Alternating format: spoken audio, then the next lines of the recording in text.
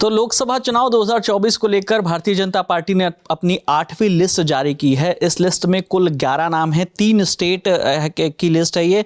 इसमें सबसे पहले ओडिशा, फिर पंजाब और पश्चिम बंगाल। पश्चिम बंगाल के इसमें 2 सीटों पर कैंडिडेट घोषित किए हैं, पंजाब की 6 और ओडिशा के 3 सीटों पर जो है कैंडिडेट घोषित किए हैं। मैं शुरुआत करता हूं सबसे पहले पंजाब से। पंजाब में जो गुरदासपुर की सीट है, जहां से मौजूदा बॉलीवुड एक्टर सनी देओल सांसद हैं, उनका टिकट कट गया है। उनकी जगह दिनेश सिंह बब्बू को टिकट दिया गया है। इन सब कैंडिडेट के बारे में भी बताएंगे, वो समीकरण क्या है। सबसे पहले मैं आपको लिस्ट में एक बार पे बता देता हूं। अमृतसर से तरणजीत सिंह संधू को टिकट दिया गया है, ये डिप्लोमेट रह चुके हैं। इसके अलावा जालंधर से सुशील कुमार रिंकू कुछ दिन पहले ही ये जो है शामिल हुए हैं, आम आदमी पार्टी में थे, बीजेपी में शामिल हुए हैं, जिसके बाद इनको टिकट दिया गया है। और ये शामिल हुए हैं 27 मार्च को ये शामिल हुए हैं, इनको टिकट दिया गया है। इसके अलावा जो है लुधियाना सीट से रवनीत सिंह बिट्टू को टिकट दिया गया है। ये 26 मार्च को कांग्रेस छोड़ के भाजपा में शामिल हुए थे और 27 मार्च को सुशील कुमार रिंकू, जो मौजूदा सांसद हैं जालंधर से, आम आदमी पार्टी के इकलौते सांसद, वो भी जो है आम आदमी पार्टी छोड़ के बीजेपी में शामिल हुए हैं और बीजेपी ने उनको जालंधर की सीट से ही टिकट दिया है।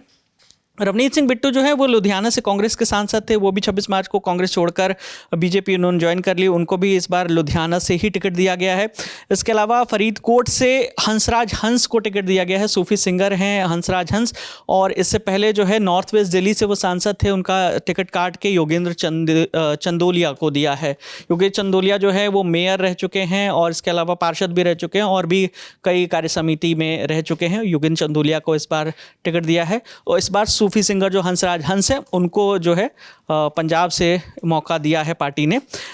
इसके अलावा जो छठी सीट है वो पटियाला की सीट है। परनीत कौर, ये भी जो है परनीत कौर जो है ये भी कांग्रेस में थी और कैप्टन अमरिंदर सिंह की वाइफ हैं, उनको भी पटियाला सीट से ही टिकट दिया गया है, वहीं से कांग्रेस की सांसद थी। उन्होंने 14 मार्च के महीने में ही इन तीनों लोगों ने पार्टी छोड़ी और तीनों को टिकट दिया गया है। अब मैं इसमें थोड़ा सा आपको और डिटेल बताता हूँ।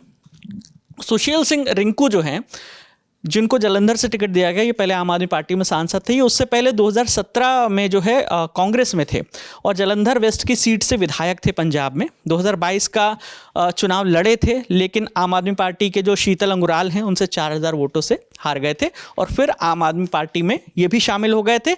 तो 2022 में ये शामिल हुए थे। फिर 23 में जालंधर की सीट पर उपचुनाव हुआ था, क्योंकि जो कांग्रेस के सांसद थे भारत जोड़ो यात्रा के दौरान, आपको याद होगा, संतोख सिंह चौधरी, उनकी मौत हो गई थी, जिसके बाद वहाँ पर उपचुनाव हुए। उपचुनाव में आम आदमी पार्टी ने सुशील कुमार रिंकू को मैदान में उतारा और उन्होंने कांग्रेस की करमजीत कौर चौधरी को 58,000 से ज़्यादा वोटों से हराकर ये इस सीट पर जीत हासिल की थी। तो अब रिंकू जो है वो बीजेपी में शामिल हो गए। तो और तब जो है इस सीट पर बीजेपी के जो कैंडिडेट थे वो जो है 4थे नंबर पर रहे थे, नाम था इंदर इकबाल सिंह अटवाल उस सीट पर, और उसी सीट पर बीजेपी ने मौका दिया है इस बार सुशील सिंह रिंकू को। रवनीत सिंह बिट्टू के बारे में बताता हूँ। रवनीत सिंह बिट्टू जो हैं पंजाब के पूर्व मुख्यमंत्री बेअंत सिंह के पोते हैं। लगातार 3 बार सांसद रहे हैं कांग्रेस से और यूथ कांग्रेस के भी मुखिया रहे हैं और राहुल गांधी के करीबी बताए जाते हैं। 2009 में कांग्रेस के टिकट पर आनंदपुर साहिब से लोकसभा चुनाव लड़ा और फिर जीते भी। फिर 2024 और 2019 ये 2 चुनाव जो हुए थे, इसमें भी कांग्रेस की सीट से, लुधियाना सीट से इन्होंने लोकसभा चुनाव लड़ा और जीता। और 26 मार्च को, जैसे मैंने आपको बताया, ये कांग्रेस छोड़कर दिल्ली में जाके यहाँ पर बीजेपी दफ्तर में इन्होंने भारतीय जनता पार्टी में शामिल हो गए थे। अमृतसर से जिस कैंडिडेट को उतारा गया है, तरणजीत सिंह संधू, वो जो हैं IAS ऑफिसर हैं, यूपीएससी 1988 बैच के IAS ऑफिसर हैं और श्रीलंका में भारत के उच्चायुक्त रहे थे, अमेरिका में राजदूत रहे थे।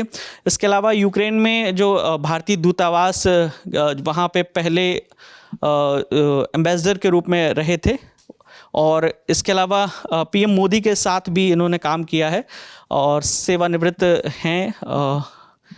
अब मैं आपको बताता हूँ उस सीट के बारे में जिसकी चर्चा खूब हो रही है। वो सीट है गुरदासपुर, जहाँ से सनी देओल का टिकट कटा है और इस सीट से दिनेश कुमार बब्बू को टिकट मिला है।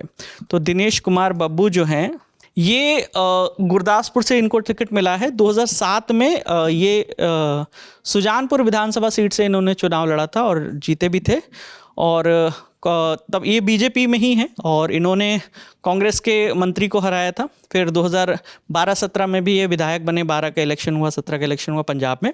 2022 का जब इलेक्शन हुआ था तब कांग्रेस के कैंडिडेट ने इनको हरा दिया था और इनको जो है सनी देओल की जगह दिनेश बब्बू को टिकट दिया गया है। परनीत कौर को पटियाला से टिकट दिया गया है। जैसा कि मैंने आपको बताया कि पंजाब के पूर्व मुख्यमंत्री कैप्टन अमरिंदर सिंह की पत्नी है, पटियाला के शाही घराने की बहू हैं। 1999 में पटियाला लोकसभा से पहला इलेक्शन इन्होंने जीता। उसके बाद 2004, 2009 और 2019 का चुनाव भी इन्होंने जीता और 2014 से 17 में ये पटियाला विधानसभा सीट से विधायक भी रह चुकी हैं। 2021 में जब कैप्टन अमरिंदर सिंह ने कांग्रेस से नाता तोड़ लिया था और एक अपनी पार्टी बनाने की घोषणा कर दी थी, उसके बाद में जो है ये तब बीजेपी से कांग्रेस से सांसद थी तब, जब कैप्टन अमरिंदर सिंह ने 2021 में कांग्रेस का साथ छोड़ दिया था। उसके बाद से ये चीज़ें एकदम साफ हो गई थी कि ये भी जो है मौजूदा सांसद भले ही हैं लेकिन ये भी पार्टी छोड़ेंगी और फिर इन्होंने इसी साल अभी 14 मार्च को ही बीजेपी ज्वाइन कर ली।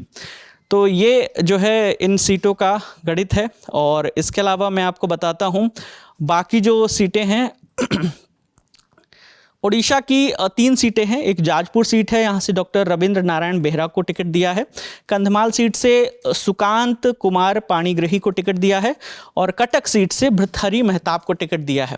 कटक जो सीट है, यहाँ से जो भृतहरि मेहताब की जिनकी बात हो रही है, ये बीजेडी से सांसद रह चुके हैं, 6 बार के सांसद रह चुके हैं।